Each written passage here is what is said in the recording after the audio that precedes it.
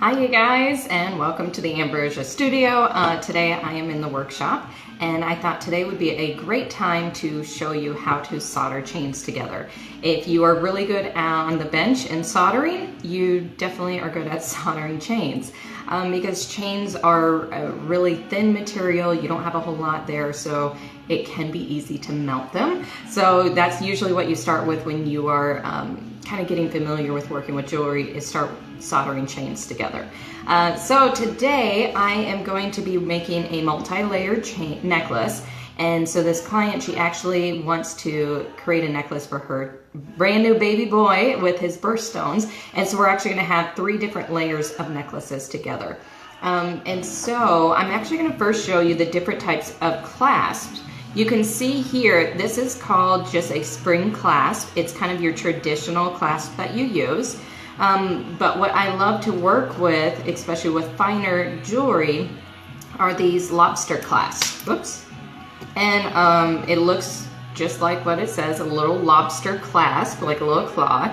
And as you can see, there's a little bit more metal to it. It's easier to work with because there's more to hold on to as well. And so this little special little piece here, since we're doing 3 chains together, I have 3 different loops here already put together. So it's going to help keep each layer of chain a little bit separate, and it's not going to tangle up as much.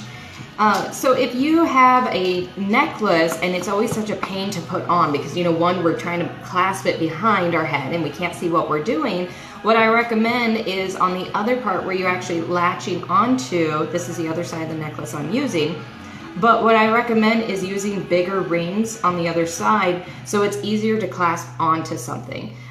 When they are such small little rings, sometimes it makes it so hard to try to get this tiny little clasp into the ring. So a lot of times that's all that I need to do is just put a bigger ring on the other end of the chain, and it makes it so much easier to put your necklaces on by yourself. Then you don't have to ask your husband or your boyfriend to help you. So let's get started. What we are going to do, this is a beaded chain, just kind of adds a little bit more design to the necklace, a little bit of fun texture to it as well. So what I'm going to do is attach this chain to this clasp here. So first I'm going to start with a little jump ring, and there's different sizes, different thicknesses, and I like to use a little bit thinner style of jump ring because then I can actually get it through the chain loop, because these are such itty bitty chains. I don't want to stretch out the actual chain loop if I use a bigger jump ring. So we're just going to get this onto the ring. There we go. So now you can see this chain is able to move back and forth. And when you're putting together a necklace, you actually want the clasp in your right hand. Most people are right-handed, and so that makes it easier when putting the necklace on and off. So I want to make sure that the clasp is upwards like this, you can see. So when I'm putting on the necklace, I have this little part, the little opening part up at the top. So then this is going to be the shortest part of the chain, and so I'm going to attach it to the top ring here. And we are just going to close this. So I'm going to be playing around with this necklace so you guys don't get to see the whole project, because I want to make sure that each layer of chain is the right length, because I'm actually adding different pendants onto there. It's going to be a really cute necklace when it's all done and said. So this client, she actually was given this pendant that you guys can see here by her husband this last Christmas, and so this is her little baby boy's birthstone, so we're going to have that at the top of the necklace. And then we're adding a couple of charms with his name and birthday. Really fun, cute little necklace. Okay, so, and you know, I think some of you guys even seen it on Facebook. My design, probably about a month ago, of a multi-layered chain necklace. So that's what I'm making today. Okay, so I'm kind of, hopefully you guys can see here and not just my face. There we go.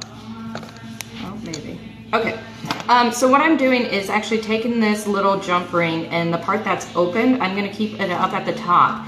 Because when you're working with chains, like I said, you don't want to use a whole lot of heat because it just melts way too fast. I'm going to move move this because I don't like that direction. And what you want to do is take the flame and you almost kiss the chain or the little jump ring, because if you add too much heat, your chain starts melting on you. And it happens to all of us. You have some good days and some bad days of soldering, and I always say if I start melting something, I'm done for the day.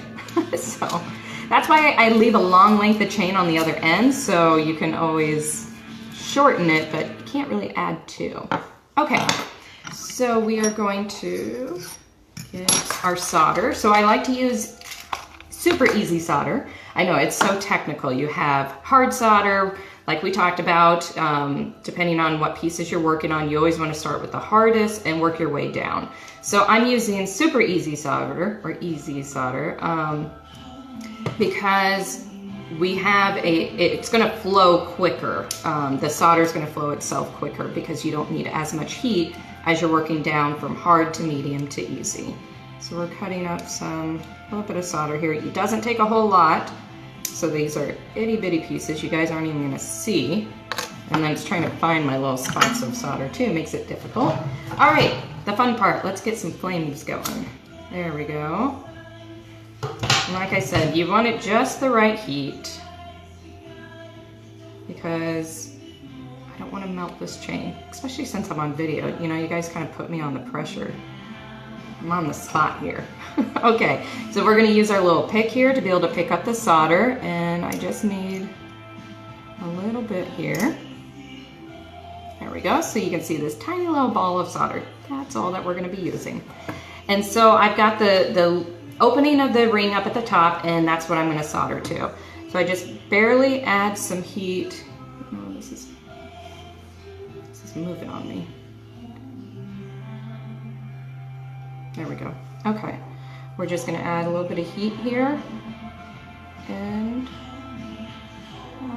there it is. You know what? This moved. Sometimes you need multiple hands, so I use my mouth a lot when I'm working on jewelry. Okay, that little opening moved on me. Here we go.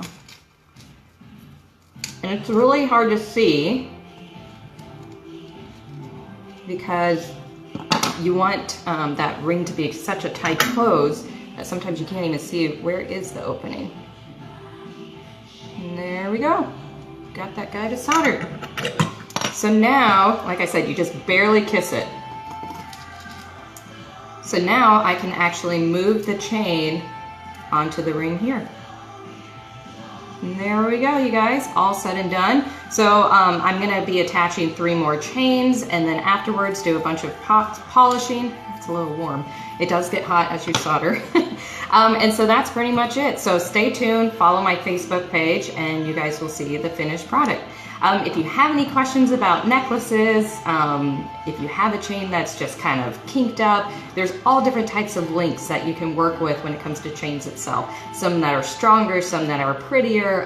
You know, I've got my certain preferences. So I guess I'll look at doing another video of different types of chains. So anyways, you guys, thanks for stopping by. I know a few of you guys love my videos, and I've had a request to do them again. So I just appreciate you taking a look at everything, and I'll be back again. Have a great day, everyone.